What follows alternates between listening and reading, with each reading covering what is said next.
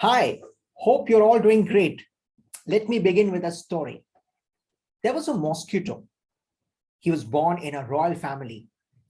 And after a few weeks, he was ready to take his first flight in the human colony. So naturally, his parents were excited. They were very excited by the fact that their son is going to take the family culture and the family legacy ahead. So the baby mosquito, now the prince mosquito, took his first flight in the human colony and he returned in a few minutes. And his parents were very curious to know how was his experience. So they asked him, so tell us, son, how was your experience?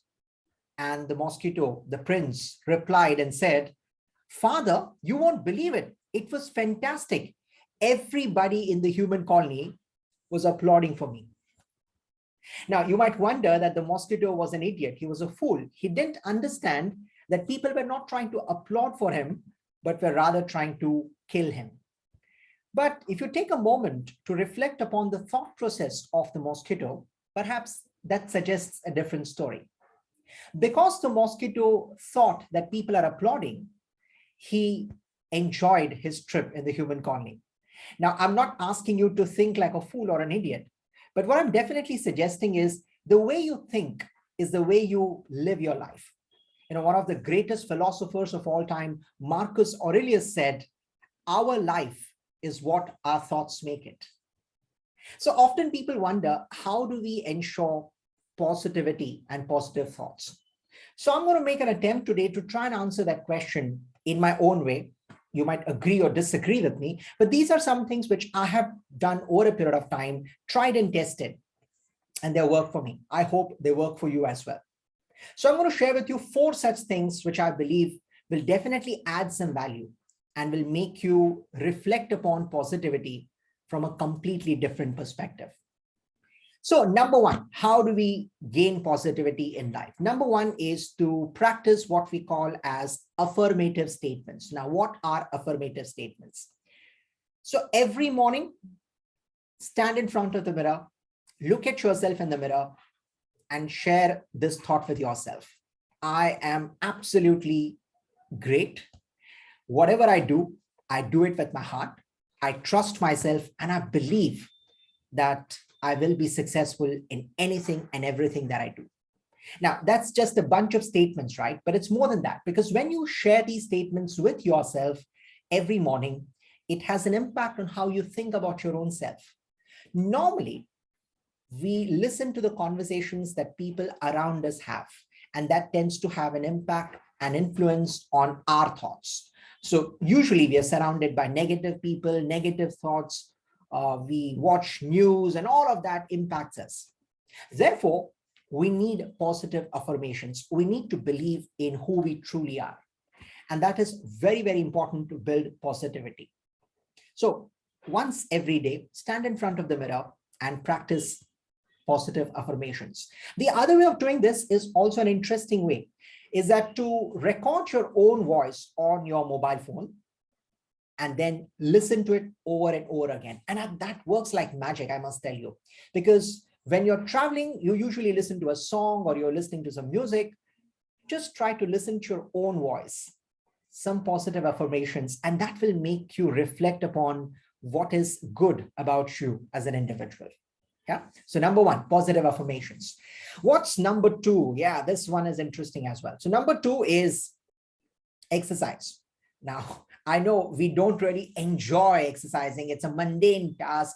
Why the hell should we exercise? There is so much to do already. But there is no other alternative to it. Exercise is a technique which not only keeps you fit, but it also improvises and helps you think positively. Because when you exercise, your body feels fit. And when your body feels fit, your mind also tends to respond in a positive manner. So exercising not more than maybe 30 minutes a day is a good way to start yourself, because that will keep you in the right frame of mind. And when you exercise, you feel great about yourself. All the neurotoxins of your body are released and you allow the body to generate all the positive chemicals, which in turn make you feel great about your own self. So 30 minutes of light exercise, it could be just taking a walk, or it could be brisk walking, or it could be running, whatever you enjoy doing. If nothing else, perhaps you might want to take the stairs. Yeah. So 30 minutes of exercise a day can help you change your mood and will keep you on the right track. So number 2 is exercise. Number 3, I know this is a very, very unpopular measure, but I'm nonetheless going to suggest this to you. And that's reading. Now that's a complicated one, isn't it? A lot of people, unfortunately, and I say this unfortunately because a lot of people have either given up reading, or they don't read as much as they need to be, or it is done seldom. You can blame it on social media. You can blame it on the impact of television and other sources. So much of screen time has increased that we have forgotten the essence of reading in our day-to-day life. So what do I say with regards to reading? 10 to 15 minutes of reading is good enough just to begin with. Of course, you can increase it over a period of time, but if you're new to reading, at least 10 to 15 minutes of reading time. And what should you read? Now, what you read matters a lot. Now, some people only read novels, which is good because it's fiction. It just helps you sail through the times. But I have seen when you read positive news, or when you read positive stuff about people, that makes you even more positive as an individual. So let's say, for example, you're reading an autobiography, or you're reading a biography of a great individual, someone who you look forward to. Yeah, that can definitely have an impact on the way you think. The other thing that you also might want to reflect upon is reading stories which have some moral in it. So what you read is as important as reading in the first place. So if you're new to reading, I would suggest 10 to 15 minutes every day is a good way to get into the habit of reading. It's one habit that has paid me a lot over the years, but more so when you read, you tend to have a dialogue with your own self. And that is the beauty of reading. Nothing, and let me reiterate, nothing can replace or substitute reading. Now, I know a lot of people are prone to reading on their mobile phones or on Kindle, which is okay. I don't deny that technology is wonderful. But the fact is, if you can read the paperback, if you can have the feel, the touch and feel of an actual book in your hand, that works slightly more better in your favor. All right. So reflect upon reading. That's number 3. Number 4, and this I think is absolutely necessary, very important, is to practice gratitude. Now, what is gratitude? So do the following. Okay. Take a piece of paper, and on one side, write down all the things that you want to have in your life, right? And on the other side of the paper, write down all the things that you already have in your life. So on one side, you write down things that you don't have, but you want to have. And on the other side, you also write down things that you already have. Now, if you do this sincerely for 10 minutes or so, you'll be surprised that the length of the list on the right side is slightly bigger. So what do I mean by that?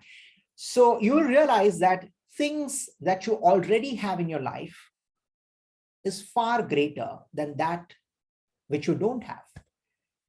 Which also brings us to the point that we often aren't practicing gratitude. We often aren't thankful for what we already have. And that's human tendency. Let's look at it that way. It's human tendency to always crib about what we don't have, right? You always want more. You always want something extra. But honestly, if you look at what you already have, and I'm not just talking about material things, look at things like relationships in your life, look at the people around you.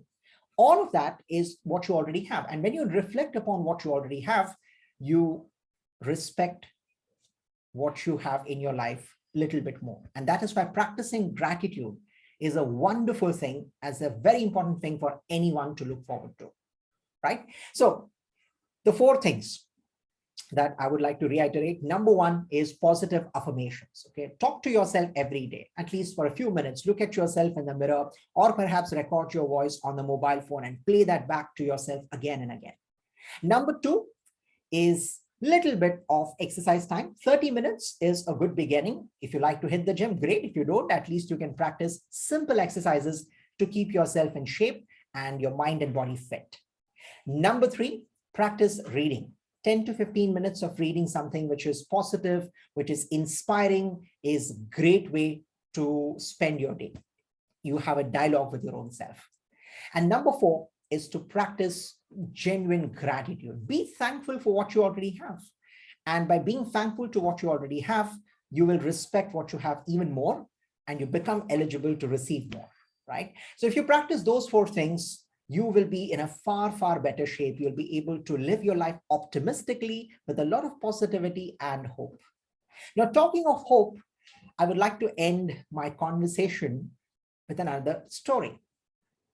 So the story dates back to America, where there was a small kid living with his family. So there were 4 people in the family, husband, wife, and 2 kids, a son and a daughter.